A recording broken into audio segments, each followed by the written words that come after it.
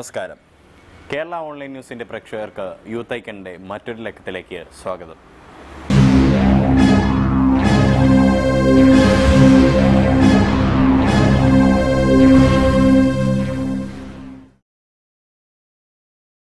വിദ്യാർത്ഥി പ്രസ്ഥാനമായ MSFിലൂടെ വളർന്ന് യുവജന പ്രസ്ഥാനമായ യൂത്ത് ലീഗിൻ്റെ സംസ്ഥാന അധ്യക്ഷ പദവിയിലെത്തി.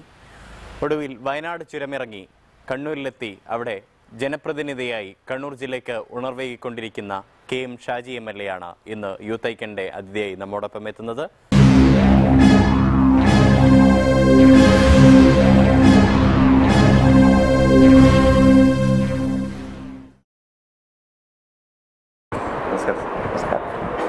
KM ഷാജി MLA എന്ന് പറയുമ്പോൾ നമ്മുടെ പൊതുജനങ്ങളുടെ മുന്നിൽ MLA ആണ് അദ്ദേഹം.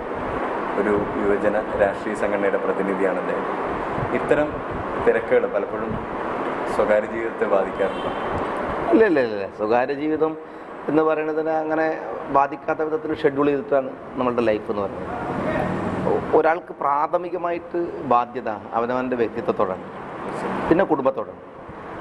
വ്യക്തിത്വം ശുദ്ധീകരിക്കാത്തവനോ കുടുംബം നന്നായി നോക്കാത്തവനോ സമൂഹം നോക്കാൻ കഴിയുന്നത് തെറ്റിദ്ധാരണയാണ്. അപ്പോൾ അതുകൊണ്ട് ഞാൻ എൻ്റെ കുടുംബജീവിതത്തെ അത് കുറച്ചെല്ലാം ബുദ്ധിമുട്ടുകളുണ്ടാവാം, പക്ഷെ അതിനനുസരിച്ച് ഡിസൈൻ ചെയ്യുകയും അങ്ങനെ ഷെഡ്യൂൾ ചെയ്യുകയും ചെയ്തിട്ടുണ്ട്. അതുകൊണ്ട് ഈ തിരക്കുകൾ എൻ്റെ വ്യക്തി ജീവിതത്തെ അത്രത്തോളം ബുദ്ധിമുട്ടിക്കാറില്ല. അതൊരു പ്രശ്നമല്ല. പൊതുവെ നമ്മുടെ ചെറുപ്പക്കാർ പലപ്പോഴും അരാഷ്ട്രീയവാദത്തിലേക്ക് പോകുന്നു. അതേക്കുറിച്ച് താങ്കളുടെ അഭിപ്രായം? അരാഷ്ട്രീയവാദം എന്നത് എനിക്ക് തോന്നുന്നത് കഴിഞ്ഞ ഒരു 10 വർഷം മുമ്പ് ഉന്നയിക്കാവുന്നൊരു പ്രശ്നമാണ്. പൊതുവെ നമ്മളുടെ കുട്ടികളൊക്കെ രാഷ്ട്രീയവാദത്തിൽ വരുന്നു. പിന്നെ എന്താ വെച്ചാൽ കമ്മിറ്റഡ് പൊളിറ്റിക്സ് ഇല്ല എന്ന് മാത്രം. ദാറ്റ് മീൻസ് ഞാൻ ഉദ്ദേശിക്കുന്നത് പിന്നെ കൊടിയുടെ സംഘടനകളില്ല അവർക്ക്, പക്ഷെ അവർക്ക് രാഷ്ട്രീയമുണ്ട്. അവർ കോൺഗ്രസ് ആണോ ലീഗാണോ CPM ആണോ അതിനൊക്കെ ഉത്തരം ഉണ്ടായിക്കൊള്ളുന്നില്ല. പക്ഷെ അവർ കൃത്യമായി അവരൊക്കെയും രാഷ്ട്രീയക്കാരാണ്. അല്ലെങ്കിൽ നമ്മുടെ നാട്ടിൽ എങ്ങനെ ഈ പെർസെൻറ്റേജ് വർദ്ധിക്കുക? ഓരോ തെരഞ്ഞെടുപ്പുകൾ കഴിയുമ്പോഴും വോട്ടിംഗ് പെർസെൻറ്റേജ് വർദ്ധിക്കുന്നു. അത് പിന്നെ എന്താണെന്ന് വെച്ചാൽ ഈ രാഷ്ട്രീയ രംഗത്തേക്ക് നമ്മുടെ കുട്ടികൾ വരുന്നു എന്നുള്ളത് തന്നെയാണ്. പക്ഷെ അവർ കൊടി പിടിക്കുന്നുണ്ടാവില്ല. അപ്പോൾ അങ്ങനൊരു വാദം ശരിയല്ല എന്നുള്ള അഭിപ്രായമാണ് എനിക്കുള്ളത്. പുതിയതായിട്ട് താങ്കൾ ഉൾപ്പെട്ട ചില സംഘങ്ങൾ യുവ MLA-മാരടങ്ങിയ ഒരു സംഘം, ഒരു രൂപം ഗ്രീൻ തോട്ട്സ് എന്ന് പറഞ്ഞു. അത് ശരിക്കും പറഞ്ഞു കഴിഞ്ഞാൽ UDFിലെ യുവ തുർക്കികളാണ്. അല്ല ഇത് എന്താണെന്ന് വെച്ചാൽ അതിന് ഏറ്റവും പിന്നെ ഈ ബേസിക്കായിട്ട് ഇതിൻ്റെ കാരണം എന്താണെന്ന് വെച്ചാൽ നമ്മൾ പലപ്പോഴും പറഞ്ഞിട്ടില്ല എന്നുള്ള വസ്തുതയുണ്ട്. നമ്മുടെ നാട്ടിൽ രണ്ട് എക്സ്ട്രീമുകളാണ്. ഒന്ന്, ഈ ഭരിക്കുന്നവൻ വരുന്നത് ഈ പരിസ്ഥിതിയെ മുഴുവൻ തകർക്കാൻ എന്ന ഒരു ധാരണ ഒരു ഭാഗത്ത്, മറുഭാഗത്ത് പരിസ്ഥിതിവാദക്കാരാണെങ്കിൽ ഒരുതരം പരിസ്ഥിതി തീവ്രവാദമാണ്. ഇത് രണ്ട് എക്സ്ട്രീമിലാണ് പോയിക്കൊണ്ടിരിക്കുന്നത്. ഇത് രണ്ട് യോജിക്കണില്ല. അതിൻ്റെ ഫലമായി ഡെവലപ്മെൻറ്റ്സ് ഉണ്ടാവുന്നില്ല. ഗുരുതരമായി പറഞ്ഞാൽ ഒന്നുകിൽ പരിസ്ഥിതിയെ പൂർണ്ണമായി തകർക്കുന്ന കുറേ ആളുകൾ, അല്ലെങ്കിൽ പരിസ്ഥിതിയെ അന്യായമായി പരിസ്ഥിതിക്ക് വേണ്ടി ബാധിക്കുന്ന കുറേ ആളുകൾ. ഇതിനിടയിലാണ് കേരളം നിൽക്കേണ്ടതെന്നാണ് ഞങ്ങളുടെ അഭിപ്രായം. പരിസ്ഥിതി തീവ്രവാദം കൊണ്ട് പാടില്ല. പരിസ്ഥിതി തകർക്കാതെ വികസനം കൊണ്ടുവരാൻ കഴിയണം. എന്താ കാര്യം വെച്ചാൽ ഓരോ രാജ്യത്തിനും ദൈവം അനുഗ്രഹിച്ച് നൽകിയ കുറേ ഗുണങ്ങളുണ്ട്. ഇപ്പോൾ മരുഭൂമിയിൽ മഴ പെയ്യാതിരിക്കുന്നു, അവർക്കത് പ്രശ്നമല്ല. നമ്മളെ കേരളത്തിൽ മഴയില്ലെങ്കിലോ നമുക്കത് പ്രശ്നമാണ്. അത് മരുഭൂമിയിൽ പെയ്യാത്തതുകൊണ്ട് കേരളത്തിൽ അത് നടക്കില്ല. ഇവിടെ മഴ കിട്ടിയേ പറ്റൂ. ഇവിടെ മഴയെ ഡിപ്പെൻഡ് ചെയ്യുന്ന വികസന പ്രവർത്തനങ്ങളും മഴയെ ഡിപ്പെൻഡ് ചെയ്യുന്ന ജീവിത രീതികളുമാണുള്ളത്. മരുഭൂമിയിൽ കൊണ്ടുവരുന്ന ഒരു വികസന പ്രവർത്തനം നമ്മുടെ നാട്ടിൽ നടക്കില്ല. കർണാടകയിലുള്ള ഒരു വികസന രീതി കേരളത്തിൽ പറ്റില്ല. ഭൂമികളിലുണ്ടാകുന്ന ഈ എല്ലാ പിന്നെ വ്യത്യസ്തമായ പ്രകൃതികളും ചേരുന്നത് ആ ഭൂമി. അവിടുത്തെ മരുഭൂമിയിലെ എണ്ണ നമ്മളിവിടെ ഉപയോഗിക്കുന്നു, പക്ഷേ നമ്മളുടെ നാട്ടിൻ്റെ പച്ചപ്പിൽ നിന്ന് കൃഷി അങ്ങോട്ട് പോകണം. അങ്ങനെയാണ് ലോകം ദൈവം ക്രമീകരിച്ചിരിക്കുന്നത്. നമ്മളിതൊക്കെ മറന്നിട്ട് പിന്നെ കേരളത്തിന് ആശാസ്യമല്ലാത്ത വിധത്തിലുള്ള വികസന പ്രവർത്തനങ്ങൾ കേരളത്തിൻ്റെ പരിസ്ഥിതിയുടെ, കേരളത്തിൻ്റെ ഭൂമിയുടെ മുകളിൽ അടിച്ചേൽപ്പിക്കാനുള്ള ശ്രമം നടക്കുന്ന ഒരു ഭാഗത്ത്. അത് പാടില്ല ഞങ്ങൾ വാദിക്കുന്നു. എന്നാൽ പരിസ്ഥിതിയോട് സംവദിച്ചുകൊണ്ടുള്ള വികസനങ്ങൾ ഉണ്ടാവാലോ, പരിസ്ഥിതിയോട് സൗഹൃദം വെച്ചുകൊണ്ടുള്ള വികസനം ഉണ്ടാവാലോ. അതിനെയും പരിസ്ഥിതിയുടെ പേര് പറഞ്ഞ് തകർക്കുന്നത് ശരിയല്ല എന്നാണ് ഞങ്ങളുടെ ഒരു രീതി. അതുകൊണ്ട് കൺസ്ട്രക്റ്റീവായിട്ടുള്ള പരിസ്ഥിതിവാദം, ഡിസ്ട്രക്റ്റീവായിട്ടുള്ള പരിസ്ഥിതിവാദമല്ല ഞങ്ങൾ ഉന്നയിക്കുന്നത്. കൺസ്ട്രക്റ്റീവായിട്ടുള്ള പരിസ്ഥിതിവാദമാണ്. ഹരിതവാദി MLA-മാർ അല്ലെങ്കിൽ ഹരിതവാദികളായിട്ടുള്ള ആ ഒരു ടീം ആദ്യം എമേർജിംഗ് കേരളയെ എതിർത്തു, പിന്നീട് അതിനെ പിന്തുണച്ചു. എന്താണ് അതാണ് പ്രശ്നം, അതാണ് അതിലെ പ്രശ്നം. എമർജിങ് കേരളയിൽ ഞങ്ങൾ ഇപ്പോഴും എതിർക്കേണ്ട കാര്യങ്ങളുണ്ട്. അലുവാലിയയുടെ സ്റ്റേറ്റ്മെൻറ്റ് ഞങ്ങൾ ഇന്നലെ ബ്ലോഗിൽ എതിർത്തു. നാളെ അതിൽ ഞങ്ങൾ എതിർക്കുന്നു എന്ന് പറയുമ്പോൾ പിന്നെ അതിനെ പോസിറ്റീവായിട്ട് മുഖ്യമന്ത്രിയും ഇൻഡസ്ട്രിയൽ മിനിസ്റ്ററും എടുത്തു. അവരതിനകത്തുള്ള പ്രോജക്റ്റുകൾ അവർ പഠിച്ചു, ഒഴിവാക്കേണ്ടതാണെന്ന് അവർക്ക് ബോധ്യം വന്നു. അവരൊരു കോംപ്ലക്സും ഇല്ലാതെ വളരെ സത്യസന്ധമായി അവർ ഒഴിവാക്കി. അപ്പോൾ അതേസമയത്ത് പ്രതിപക്ഷത്തിരുന്നിട്ട് പിന്നെ പ്രതിപക്ഷത്തിരിക്കുന്നവരൊക്കെ എതിർക്കാനും ഭരണപക്ഷത്തിരിക്കുന്നവരൊക്കെ അനുകൂലിക്കാനും എന്ന് പറയുന്ന പാരമ്പര്യവാദത്തിന് കൂടെ ഞങ്ങൾ നിന്നില്ല. ഞങ്ങൾ വേറെ തരത്തിൽ ആലോചിച്ചു, അത്രേ ഉള്ളൂ. പുതുമ അതാണോ ഈ ഗ്രീൻ തോട്ടിലൂടെ? ഇല്ല, പുതുമയല്ല, ഒരു സംസ്കാരം എന്ന് പറയാം. ഒരു പൊളിറ്റിക്സിൽ ഉണ്ടാവേണ്ടുന്ന ഒരു സംസ്കാരം. രാഷ്ട്രീയത്തിൽ ഇരുന്നു കൊണ്ട് ഇപ്പോൾ മുസ്ലിം ലീഗ് പോലെ വളരെ പരിമിതമായിട്ടുള്ള പിന്നെ എന്താണ് ഒരു ഒരു ഒരു പരിധികൾ നിശ്ചയിക്കപ്പെട്ടിട്ടുള്ള ഒരു രാഷ്ട്രീയ സംഘടനയാണ് മുസ്ലിം ലീഗ്. ഞങ്ങൾക്കറിയാം. എന്തൊക്കെ ജനാധിപത്യം പറയുമ്പോഴും പാണക്കാട് തങ്ങളുടെ ഒരു പിന്നെ ശക്തമായ ഒരു ഏകധ്രുവ രാഷ്ട്രീയ രീതി മുസ്ലിം ലീഗ് പാർട്ടിക്കുണ്ട്. തങ്ങൾ ധിക്കരിച്ചോണ്ട് എനിക്ക് സംഘടന നടക്കില്ല.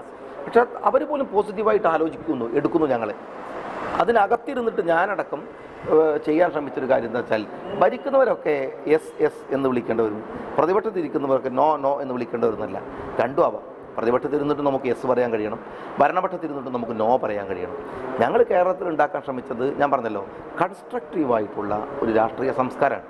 അതിനാണ് ശ്രമം. ഹരിതവാദി MLA അനുകൂലിച്ചില്ലായിരുന്നെങ്കിൽ ഒരുപക്ഷെ ഇവിടെ എമർജിങ് കേരളം നടക്കില്ലായിരുന്നു. അല്ല, അങ്ങനെ പറയുന്നതിൻ്റെ അർത്ഥം ഉണ്ടോ എനിക്കറിയില്ല. പക്ഷേ ഹരിതവാദികളായിട്ടുള്ള MLA ചൂണ്ടിക്കാട്ടിയതിനെ പോസിറ്റീവായിട്ട് അവരെടുക്കുന്നത്, അവർ കൂടപ്പുറപ്പുകൾ പറഞ്ഞ ഒരു ചൂണ്ടിക്കാണിക്കുന്നതിൽ പോസിറ്റീവ് ഉണ്ട് എന്നവർക്ക് തിരിച്ചറിയാൻ കഴിഞ്ഞു എന്നുള്ളതുകൊണ്ട് ചോദിക്കുന്നത്. അഥവാ നിങ്ങൾ എതിർക്കുകയായിരുന്നെങ്കിൽ, അവർ നിങ്ങളെ അനുകൂലമായി കണ്ടില്ലായിരുന്നുവെങ്കിൽ ഒരുപക്ഷെ അത് ഇവിടെ എമർജിങ് കേരളം നടക്കില്ലായിരുന്നു. അങ്ങനെ ഒരു വാദം എനിക്കില്ല. കാരണം എന്താ വെച്ചാൽ, ഇപ്പോൾ ഞാൻ പറഞ്ഞല്ലോ, ലീഗിൻ്റെ ലീഡർഷിപ്പ് എന്നോട് പറയാണ് നിർത്തിയേക്ക് എന്ന് പറഞ്ഞാൽ ഞാൻ നിർത്തുമല്ലോ. കോൺഗ്രസിൻ്റെ ആളുകൾ വിപ്പ് കൊടുക്കുകയാണ്, നിർത്തുമല്ലോ. ഞാൻ പറയുന്നത് കോൺഗ്രസ്സോ ലീഗോ അങ്ങനെ വിപ്പ് കൊടുക്കാനും നിയന്ത്രിക്കാനും നിൽക്കാത്ത വണ്ണം നമുക്ക് നൽകുന്ന സ്വാതന്ത്ര്യത്തെ ഒരു പുതിയ ജനാധിപത്യ രീതിയായിട്ട് പരിവർത്തിപ്പിക്കാനാണ് ഞങ്ങൾ ആഗ്രഹിക്കുന്നത്. അത്രേ ഉള്ളൂ ഇതിനകത്ത് കാര്യം. മറ്റൊരു കാര്യം, ഇവിടെ പലപ്പോഴും ലീഗിന്റെ മന്ത്രിമാർ കൊണ്ടുവരുന്ന നയങ്ങൾ പലപ്പോഴും വർഗീയവൽക്കരിക്കുന്നു എന്ന തോന്നൽ പലപ്പോഴും ഉണ്ടാകുന്ന രീതിയിൽ വാർത്തകൾ സംസാരിക്കുന്നത്. എന്താണ് താങ്കളുടെ അഭിപ്രായം? കേരളത്തിലെ ഇതിൻ്റെ പരിശ്രമങ്ങൾ പണ്ട് മുതലേ നടന്നിട്ടുണ്ട്. ഒന്നെന്ന് വെച്ചാൽ മുസ്ലിം ലീഗിനെ കോർണറൈസ് ചെയ്യുക. കാരണം മുസ്ലിം ലീഗാണ്. അപ്പോൾ അതിനെ ഒരു കൂട്ടിൽ നിർത്താൻ വലിയ സുഖമാണ്. അപ്പോൾ വേറൊരു പാർട്ടിയല്ലല്ലോ. വളരെ ഓപ്പണായിട്ട് ഞങ്ങൾ മുസ്ലിം ലീഗ് എന്ന് പറയുമ്പോൾ അത് വർഗീയമാണെന്ന് പറഞ്ഞു തീർക്കാൻ, പെട്ടെന്ന് ബ്രാൻഡ് ചെയ്യാൻ വളരെ സുഖമാണ്. പക്ഷെ ഞങ്ങളെ വെല്ലുവിളി ഏറ്റെടുത്തിട്ടാണ് 10-25 കൊല്ലമായിട്ട് പ്രവർത്തിക്കുന്നത്. ഞങ്ങൾ കർമ്മം കൊണ്ട് ഇതൊരു വർഗീയതെല്ലാം തെളിയിച്ചവരാണ്, വാക്കുകൊണ്ടല്ല. മുസ്ലിം ലീഗിന് കിട്ടിയ ക്രെഡിബിലിറ്റി മുസ്ലിം ലീഗ് ആർജിച്ചെടുത്തതാണ്. അപ്പോൾ ലീഗിനെ അങ്ങനെ കോർണറൈസ്. പക്ഷേ ഇപ്പോൾ ഉണ്ടാകുന്നൊരു പ്രശ്നം എന്ന് വെച്ചാൽ, 1990-കൾക്ക് ശേഷം കേരളത്തിലെ ഒരു സാമുദായിക രാഷ്ട്രീയമോ സാമുദായിക സൗഹൃദത്തിനോ ഒക്കെ ഒരു വല്ലാത്ത വലച്ചിലുണ്ടാക്കിയിട്ടുണ്ട്. അത് നമ്മളൊന്നും അറിയാതെ. അതിലെ വലിയൊരു ഘടകം മാറാടാണ്. മാറാട് CBIക്ക് പോകണമെന്ന് ഞങ്ങൾ പറയുന്നതിൻ്റെ പേരിലുള്ള ഒരു കാര്യം ഇതാണ്. ഇതൊക്കെ വലിയൊരു ദുരന്തം ഉണ്ടാക്കി വെച്ചിട്ടുണ്ട്. അതിൽ അബ്ദുൽ നാസർ മദനി, ജമാഅത്തെ ഇസ്ലാമി, NDF, പിന്നെ എന്താണ് അത് ആ സമയത്ത് വന്ന റിസർച്ച് സാഹിബിൻ്റെ നാഷണൽ ലീഗ്, എല്ലാവരും കൂടെ കൂടിയിട്ട് ഒരു ചേരിയാവുകയും ഈ ചേരിയെ ഉപയോഗിക്കുന്ന വിധത്തിലേക്ക് ഒരു കാലത്തും CPM ചെയ്യാത്ത, ഇടതുപക്ഷ പ്രസ്ഥാനങ്ങൾ ചെയ്യാത്ത ഒരു കൂട്ടായ്മ ഉണ്ടാക്കിയെടുക്കുകയും ചെയ്ത ഒരു അപകടം കേരളത്തിലുണ്ടായിട്ടുണ്ട് പുതുതായിട്ട്. പക്ഷേ ഞാൻ ഉറപ്പിച്ച് പറയുന്നൊരു കാര്യം, കേരളത്തിൽ മറ്റാരെക്കാളും സെക്കുലർ കേരളത്തിലെ ഇന്ത്യയിലെ ഹിന്ദു സമൂഹമാണ്. മറ്റാരെക്കാളും സെക്കുലറായി നിൽക്കുന്ന ഒരു വിങ്ങാണ് അവർ. അവർക്കിടയിൽ മുസ്ലിം ലീഗിനെ ഒരു പ്രതിസ്ഥാനത്ത് നിർത്തിയിട്ട് അങ്ങനെ രക്ഷപ്പെട്ടു പോകാൻ CPM-നും BJP-ക്കും കഴിയുമെന്ന് ഞാൻ വിശ്വസിക്കുന്നില്ല. അതുകൊണ്ട് ഞാൻ അക്കാര്യത്തിലൊരു ആശങ്കയുള്ള ആളല്ല. ഞാൻ നല്ല പോസിറ്റീവായിട്ടാണ് ഇതിനെ കാണുന്നത്. രണ്ട് നിറങ്ങൾ, ഒന്നും പച്ച, വേറൊന്ന് കാവി. ഈ രണ്ട് നിറങ്ങൾ സാധാരണ നമ്മൾ പുറമേ നോക്കിയ രണ്ട് കളറുകൾ മാത്രമാണ്. ഒരു ചിത്രകാരൻ്റെ അടുത്ത് എത്തിക്കഴിഞ്ഞാൽ അയാൾക്ക് മനോഹരമായിട്ട് പെയിൻറ്റിങ് നടത്താനുള്ള ഒരു കളറുകൾ മാത്രമാണ്. ഇതിനെ നമ്മൾ വർഗീയപരമായിട്ട് ഉപയോഗിക്കപ്പെടുന്നു. പച്ച ബ്ലൗസ് അല്ലെങ്കിൽ പച്ച പെയിന്റ്. നമ്മുടെ തൊട്ടടുത്ത് ഒരു സ്കൂളിൽ പോലും വിവാദം ഉണ്ടായി, പെയിന്റ് അടിച്ചപ്പോൾ അവിടെ. അതിനെക്കുറിച്ച് ഇത് നരമ്പ് രോഗമാണ്. അതൊരു നരമ്പ് രോഗമാണ്. നമുക്ക് ചില മാനസികമായ അങ്ങനെ ചില വിഭ്രാന്തികളുണ്ട്. നമുക്ക് ചില ടോണ് കേൾക്കുമ്പോൾ, ചില കളറ് കാണുമ്പോൾ, ചില ശബ്ദങ്ങൾ കേൾക്കുമ്പോൾ, ചില ചില അതുപോലെ ചില നിറങ്ങൾ കാണുമ്പോൾ ഒക്കെ അത് ഭ്രാന്തമായ അവസ്ഥ. അപ്പോൾ ഈ ലൈറ്റ് കണ്ണിലടിക്കുമ്പോൾ ഭ്രാന്ത് വരുന്ന മാനസിക രോഗങ്ങളുണ്ട്. ഇതൊരു തരം മാനസിക രോഗമാണ്. ഇത് മനുഷ്യനെ വർഗീയവാദത്തിൻ്റെ പേരിൽ ബ്രാൻഡ് ചെയ്യാൻ വേണ്ടി നടത്തുന്ന അതിതീവ്രമായ ഗുരുതരമായ ഒരു ശ്രമമാണ്. അല്ലാതെ പച്ച എന്ന് പറയുന്നത് മുസ്ലിം ലീഗിൻ്റെ കളറാവുക, കാവി RSSൻ്റെയോ BJPയുടെ കളറാവുക, ചുമപ്പ് CPMൻ്റെ കളറാവുക, അങ്ങനെ ആലോചിച്ച് തുടങ്ങിയാൽ മനുഷ്യന് ഒരു ഭ്രാന്തമായ ഒരവസ്ഥയിലേക്ക് പോകും. അത് എനിക്കതിനെക്കുറിച്ച് പറയാനുള്ള ഒറ്റ വാക്ക്, അത് നരമ്പ് രോഗമാണ്. അതാണ്. കണ്ണൂരിൽ ഇപ്പോൾ അടുത്ത കാലത്തായിട്ട് BJPയും CPMഉം ഒന്നിക്കുന്നതായുള്ള വാർത്തകൾ പുറത്തു വന്നിട്ടുണ്ട്. എന്ത് പറഞ്ഞു? അല്ല, കണ്ണൂരിൽ CPM പയറ്റേണ്ട അവസാനത്തെ അടവുകൾ പയറ്റാൻ സമയമായി കഴിഞ്ഞു. കാരണം എന്താണെന്ന് വെച്ചാൽ CPMന് നിലനിൽക്കാൻ വേറെ യാതൊരു സംവിധാനമില്ല. കാരണം അവരുടെ ക്രെഡിബിലിറ്റി പൂർണ്ണമായി തകർന്നു കഴിഞ്ഞു. ജയരാജൻ എന്ന് പറയുന്ന ഒരു വ്യക്തി ജയിലിൽ പോകുമ്പോൾ 1000-ഓളം ആളുകൾ SP ഓഫീസിലേക്ക് മാർച്ച് നടത്തി എന്ന് പറയേണ്ട ഗതികേട് ദേശാഭിമാനിക്ക് വരുന്നു. 1000 അല്ല നടത്തേണ്ടത്, 1,00,000 പേരാണ് നടത്തേണ്ടത്. കുറഞ്ഞ പേരാണ്. അത് അവിടെ നിന്ന് തുടങ്ങി രാജേഷിനെ അറസ്റ്റ് ചെയ്യുമ്പോൾ, കേരളത്തിലെ DYFIയുടെ സംസ്ഥാന സെക്രട്ടറിനെ അറസ്റ്റ് ചെയ്യുമ്പോൾ ഒരു പൂച്ചക്കുഞ്ഞു പോലും പ്രതികരിക്കാതിരിക്കുന്നു. CPM ഒരു വല്ലാത്ത ഒരു ചരിത്രപരമായ പ്രതിസന്ധിയുടെ മുമ്പിലാണ് CPM ഉള്ളത്. അങ്ങനെ CPMൻ്റെ ഒരു പരീക്ഷണമാണ് BJPയെ ഒന്ന് സൗഹൃദമാവാം എന്നാണ്. പക്ഷേ നഷ്ടം BJPക്കല്ല വരിക, നഷ്ടം CPMനായിരിക്കും. അത് CPM തിരിച്ചറിയാത്തതുകൊണ്ട്. താങ്കളെ ശത്രുക്കൾ പലപ്പോഴും വിമർശിക്കുന്നതായിട്ട് പൊതുവിധികളിൽ വയനാട് ചുരം ഇറങ്ങി വന്നവർ ഇവിടെ കണ്ണൂരിലെ ആളാവാൻ നോക്കുന്നു എന്ന് പറയുന്നത് അത് മറ്റൊരു നരമ്പ് രോഗമാണ്. കാരണം വയനാടും അങ്ങനെയാണെങ്കിൽ വയനാട്ടുകാരായ ആളുകൾ ഞങ്ങളോട് ചോദിക്കണം, എടോ നീ എന്തിനാ മലപ്പുറത്ത് നിന്ന് വന്നത്? വേറെ ചിലരോട് നീ എന്തിനാ കണ്ണൂരിൽ വന്നത്? കാരണം വയനാട്ടിൽ വന്നിരിക്കുന്നവർ മുഴുവൻ കോട്ടയം, മലപ്പുറം, കണ്ണൂർ, കൽപ്പറ്റ, മേപ്പാടി ഭാഗം മുഴുവൻ മലപ്പുറത്തുകാർ, പുൽപ്പള്ളി മുഴുവൻ കോട്ടയത്ത് നിന്ന് വന്ന നമ്മളുടെ ക്രിസ്ത്യൻ കമ്മ്യൂണിറ്റി, പനമരം, മാനന്തവാടി നിന്ന് വന്ന മുഴുവൻ കണ്ണൂർ, തലശ്ശേരി നിന്ന് കുടിയേറി. എത്ര വിശാലമാണ് ലോകം! ഒരു ഗ്ലോബൽ വില്ലേജായിട്ട് ലോകം അങ്ങനെ ചുരുങ്ങി വരുന്ന കാലത്തും ഇപ്പോഴും വയനാടും കോഴിക്കോടൊക്കെ ആയിട്ട് ആലോചിക്കുന്നത്, ഞാൻ നേരത്തെ പറഞ്ഞ ഒരുതരം ഫാഷിസത്തിൻ്റെതായിട്ടുള്ള ഒരുതരം നരമ്പ് രോഗമാണ്.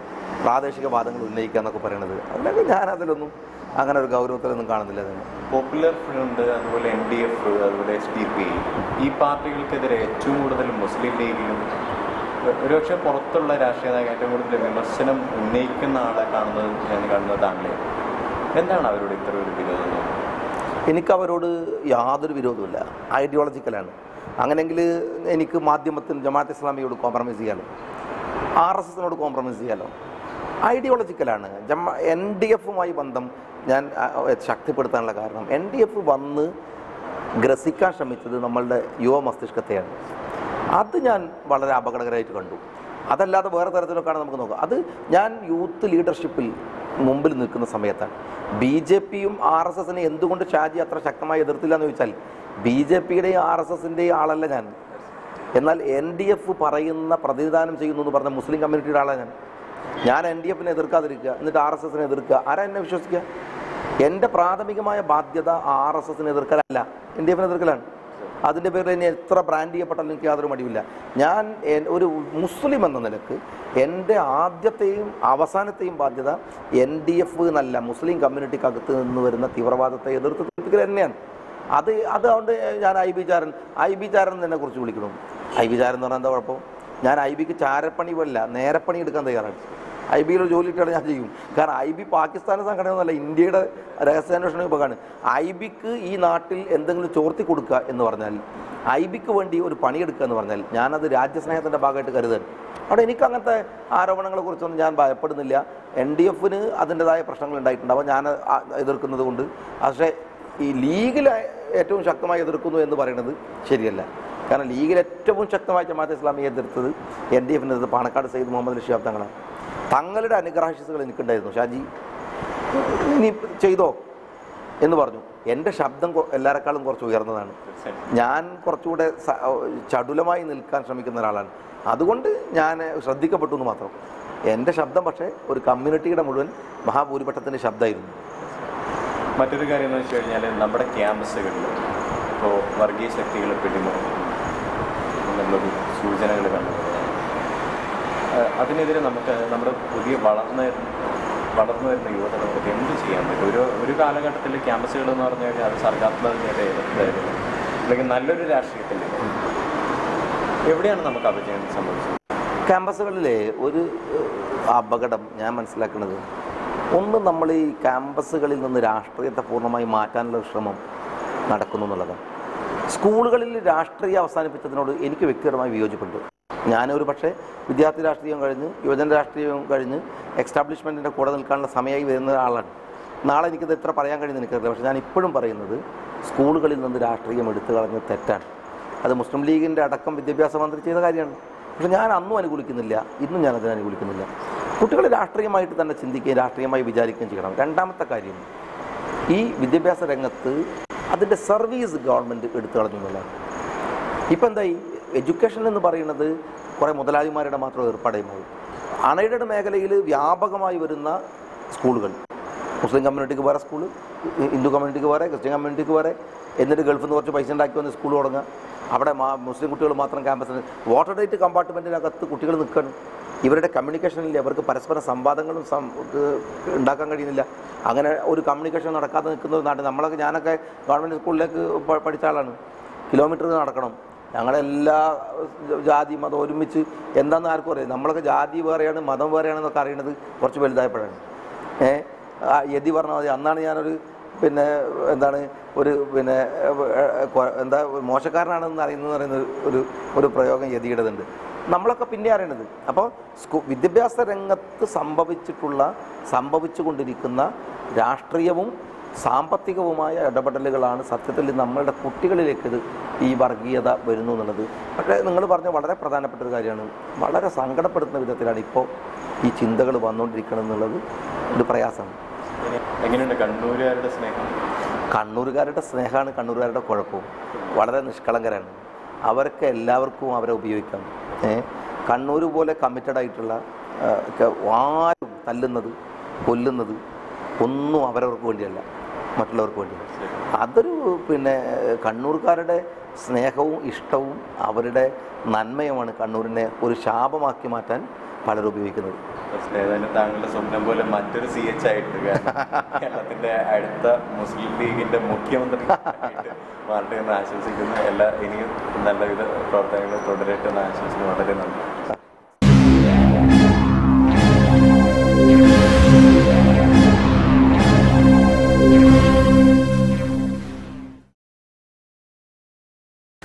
അഴി നായകൻ KM ഷാജി എംയുടെ വിശേഷങ്ങൾ നിങ്ങൾക്ക് ഇഷ്ടപ്പെട്ടു എന്ന് കരുതട്ടെ. അടുത്തയാഴ്ച മറ്റൊരു വ്യക്തിയുടെ പ്രത്യേകതകളുമായി നമുക്ക് നന്ദി, നമസ്കാരം, ഗുഡ് ബൈ. ക്യാമറമാൻ ഉണ്ണിയോടൊപ്പം K. മുഹമ്മദ് റിയാസ്.